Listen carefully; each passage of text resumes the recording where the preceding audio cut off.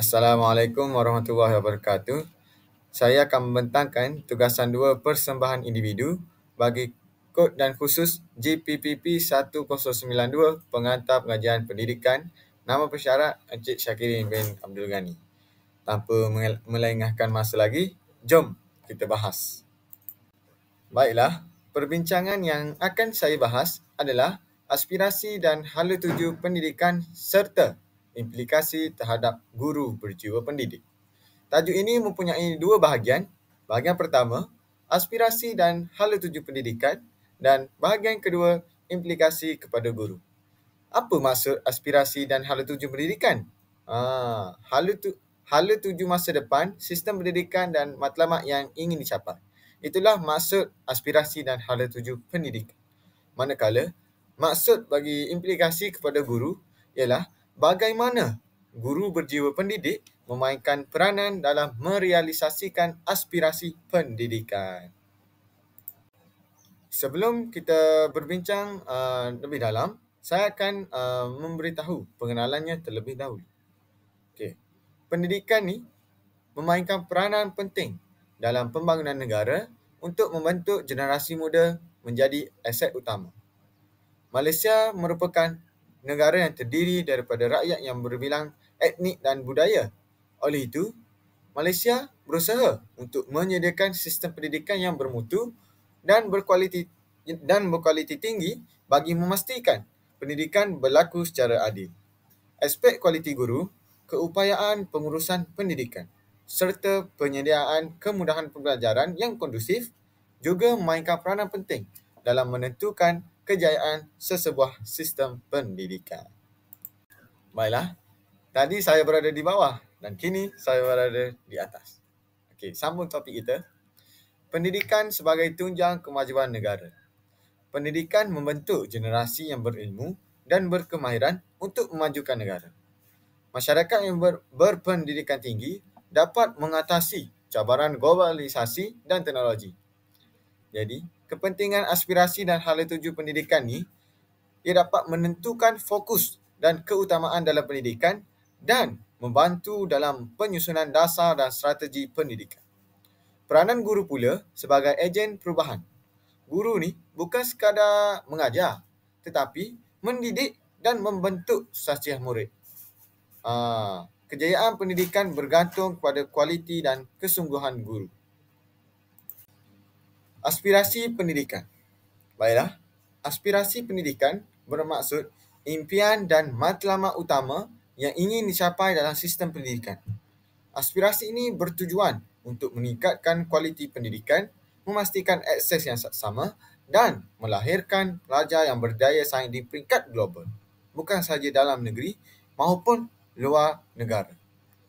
Aspirasi utama pendidikan di Malaysia, yang pertama, melahirkan modal insan berkualiti, iaitu menyediakan pelajar yang bukan sahaja cemerlang dalam akademik, tetapi juga mempunyai kemahiran berfikiran kritis, berkomunikasi dengan baik serta memiliki etika dan nilai moral. Contohnya, kurikulum sekarang menekankan kemahiran 4C, iaitu critical thinking, pemikiran kritis, creativity, communication, komunikasi, dan collaboration, iaitu kerjasama. Yang kedua, pendidikan holistik dan seimbang. Pendidikan ni bukan sahaja tentang peperiksaan, tetapi juga melibatkan pembangunan sasiah, kepimpinan dan kemahiran insaniah.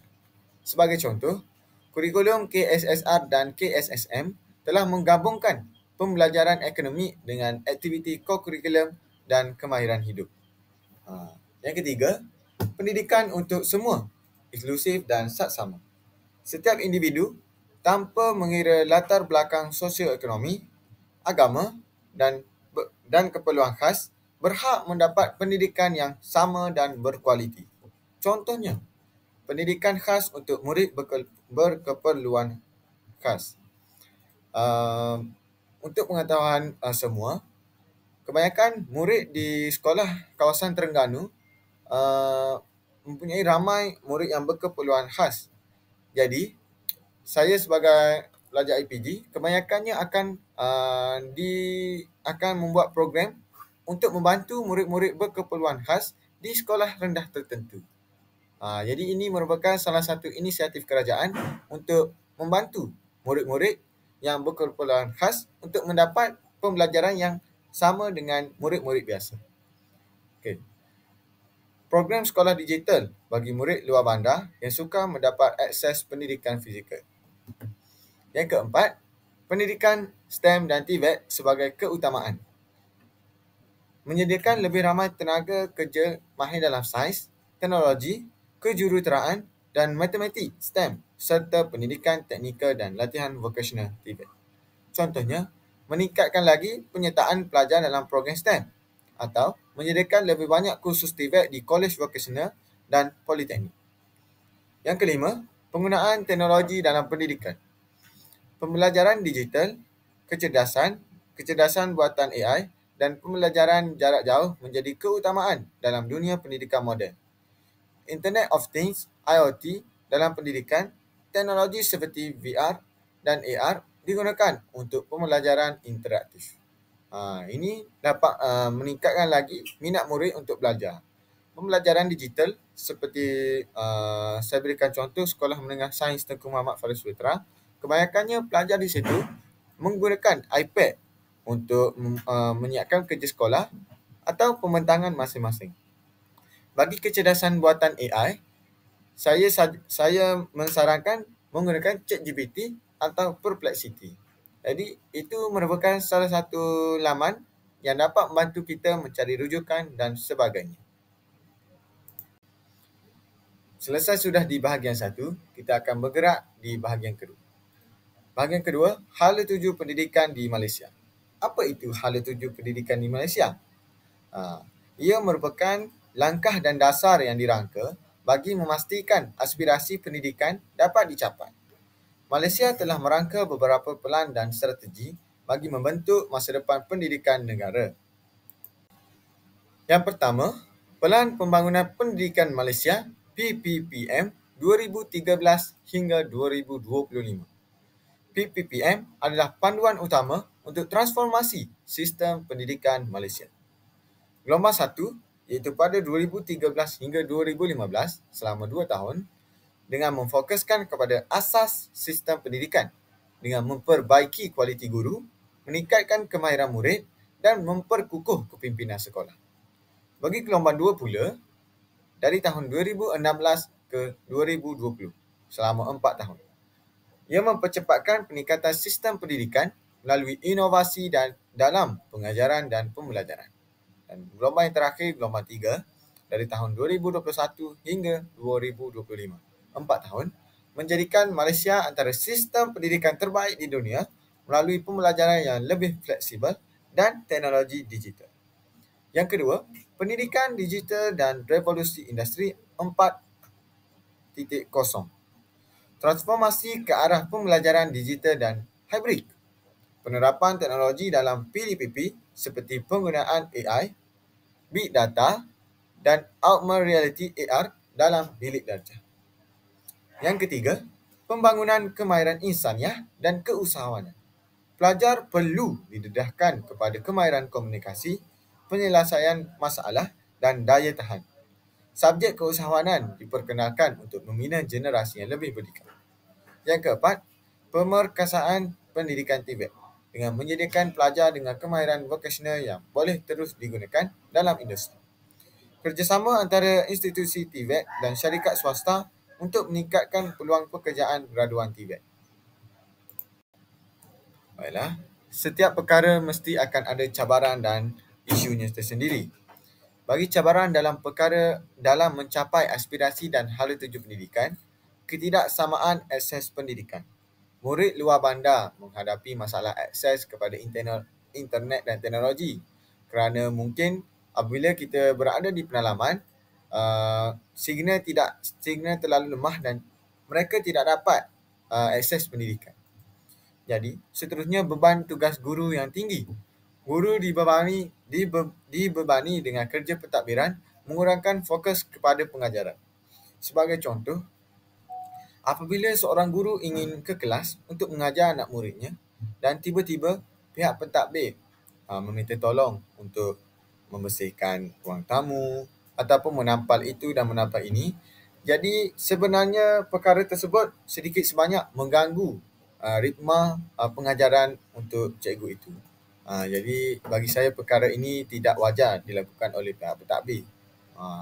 Seterusnya, kekurangan tenaga pengajar berkualiti dalam bidang kritikal. Sebagai contoh, kurangnya guru yang mahir dalam STEM dan TVET. Jadi, berdasarkan cabaran ini, kita dapat lihat bahawa dasar yang dilakukan oleh pihak kerajaan adalah wajar, adalah benar sekali kerana meningkatkan lagi kemasukan pelajar dalam kursus STEM dan TVET. Seterusnya, perubahan kurikulum dan teknologi yang cepat.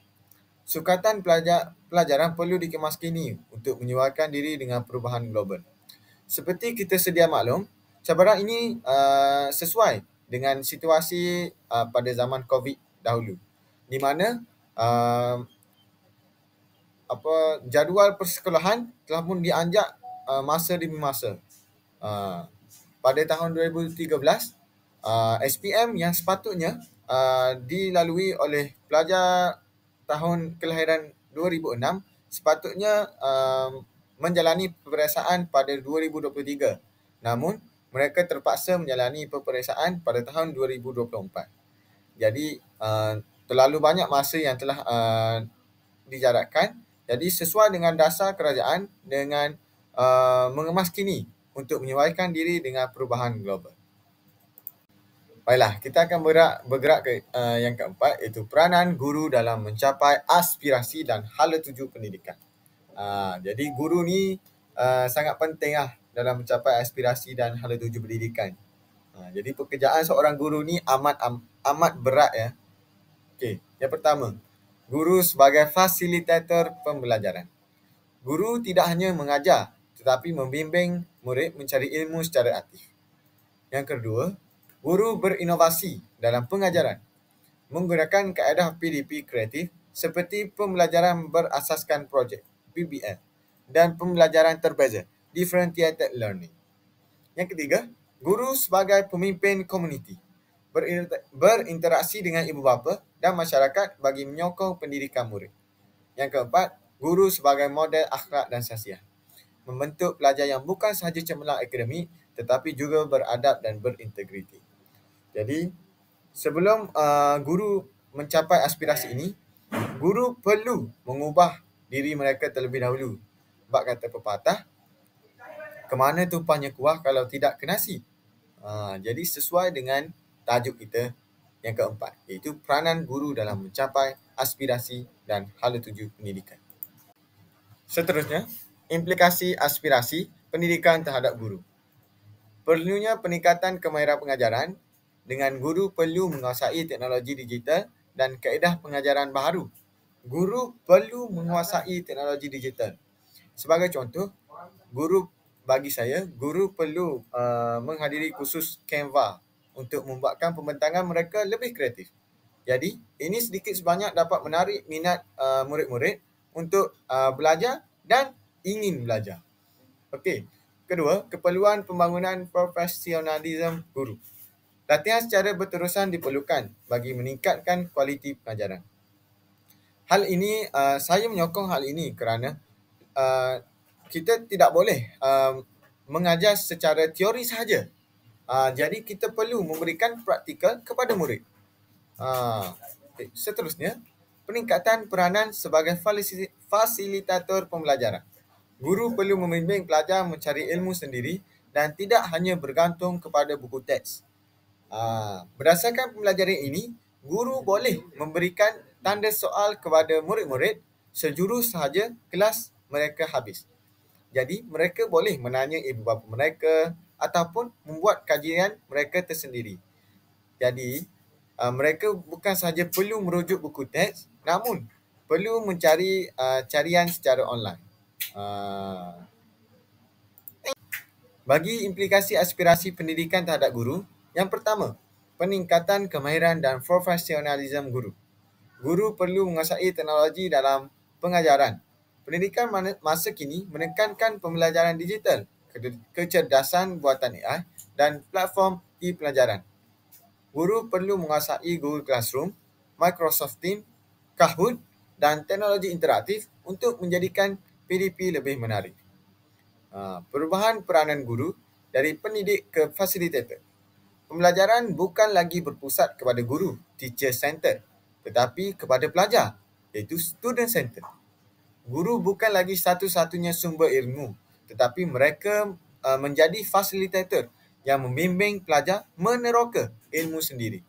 Contohnya, pendekatan flip classroom di mana pelajar belajar sendiri di rumah melalui video dan bahan digital. Manakala di kelas, mereka berbincang dan menanyakan masalah bersama guru dan menyelesaikan masalah tersebut bersama guru juga. Langkah-langkah untuk memantapkan guru berjiwa pendidik. Yang pertama, latihan dan pembangunan profesional berterusan dengan menyediakan lebih banyak kursus latihan, seminar dan pertukaran ilmu dengan negara maju seperti Scotland, Finland dan sebagainya. Seterusnya, peningkatan kesejahteraan guru. Menyediakan allowance khas untuk guru yang mengajar di pedalaman supaya dapat mereka lebih bersemangat untuk mengajar murid-murid walaupun berada di pedalaman. Seterusnya, pengurangan beban kerja bukan akademik. Mewujudkan jawatan pentadbiran khas supaya guru dapat menumpukan pada PDP. Seperti yang saya maklum sebelum tadi, bagi saya pihak pentadbir perlu melantik jawatan pentadbiran khas bagi keceriaan, kebersihan dan sebagainya. Bukan kepada istilah guru baru. Guru muda, guru baru. Okey, seterusnya, meningkatkan sokongan dan motivasi kepada guru dengan memberikan penghargaan kepada guru cemerlang melalui anugerah dan kenaikan pangkat. Anugerah ni bagi saya sekadar penyemangat sahaja. Apabila seseorang guru mendapat anugerah, walaupun pencapaian yang kecil, bagi saya sedikit semangat dapat meningkatkan lagi semangat untuk mengajar murid-murid muda walaupun berpendidikan khas. Baiklah, itu sahaja daripada saya. Saya sudah selesai menggoreng. Terima kasih kerana telah meminjamkan telinga. Saya harap agar input yang diberikan ini kekal dalam kepala dan hati supaya dapat digunakan untuk masa depan. Dan kepada bakal guru, ingatlah, guru ni bukan sekadar hanya mengajar, namun kita perlu mendidik murid-murid ni supaya berilmu dan yang paling penting sekali, adab. Adab dulu, baru ilmu. Jadi saya akhiri dengan satu slogan. Slogan biasa-biasa, guru yang hebat bukan hanya mengajar, tetapi menginspirasi dan membimbing menuju kejayaan. Saya akhiri dengan wabillahi taufiq wal hidayah. Assalamualaikum warahmatullahi wabarakatuh.